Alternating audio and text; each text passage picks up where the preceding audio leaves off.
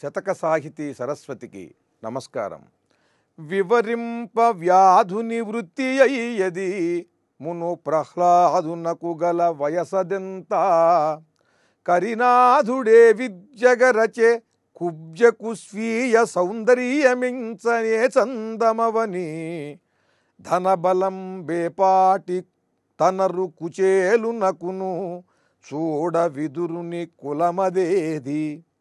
ఉగ్రసేనుని ధైర్యమూహింపనెట్టిది ఉడుతకు ఎంతటి యుక్తి గలదు.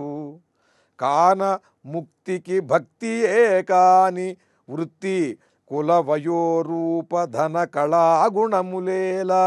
సాంద్ర కరుణాలవాల విశాలశీల భక్త జనజాలలోల గోపాల బాల. ఓ గోపాలస్వామి, ధర్మవ్యాధుని వృత్తి ఎటువంటిది?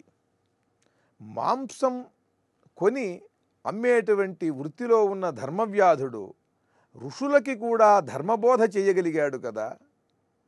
మును ప్రహ్లాదునకును గల వయసదెంత. ప్రహ్లాదుడు బాలుడు, చాలా చిన్న వయసులో ఉన్నటువంటి ఆ ప్రహ్లాదుని కోసం నీవు అవతారం ఎత్తి హిరణ్యకశిపుణ్ణి చంపావు. ఆ చిన్నవాని భక్తి అంతటి శక్తి కలిగినది కనుక భక్తుడైనటువంటి వాడికి ఇంత వయస్సు రావాలి, అంత వయసు వచ్చిన తర్వాతే భక్తిని పెంపొందించుకోవాలి అని లేదు. కరినాథుడే విద్యగరచే. గజేంద్రుడు మొసలి బారిన పడి నీకు మొరపెట్టుకుంటే వచ్చి సుదర్శన చక్రాన్ని విడిచి ఆ మొసలిని సంహరించి ఆ గజేంద్రుణ్ణి రక్షించావు. ఆ గజరాజు ఏ శాస్త్రాలు చదివాడు?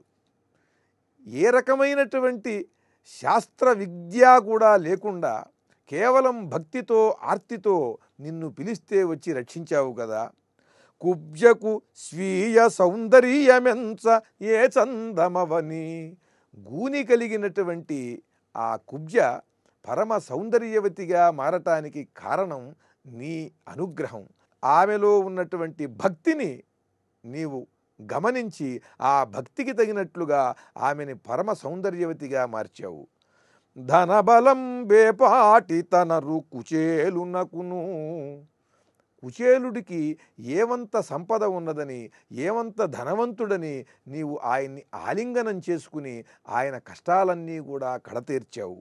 విదురుని కులమదేది. విదురుని గొప్ప కులం కలిగిన వాడని చెప్పి నువ్వు భావించి ఆ విదురుణ్ణి ఆత్మీయునిగా భావించావా? లేదే. ఉగ్రసేనుని ధైర్యమూహింప ఎట్టిది.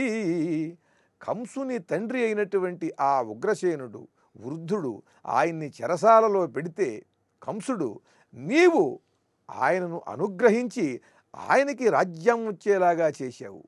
అంతటి వృద్ధరాజు ఆ కంసుడు దుర్మార్గుడైనటువంటి వాణ్ణి సంహరించలేకపోయినా సరే నీవు ఆ కంసుణ్ణి సంహరించి ఆ వృద్ధరాజుని మళ్ళీ సింహాసనాధీశుణ్ణి చేశావు. ఉడుతకు ఎంతటి యుక్తి కలదు.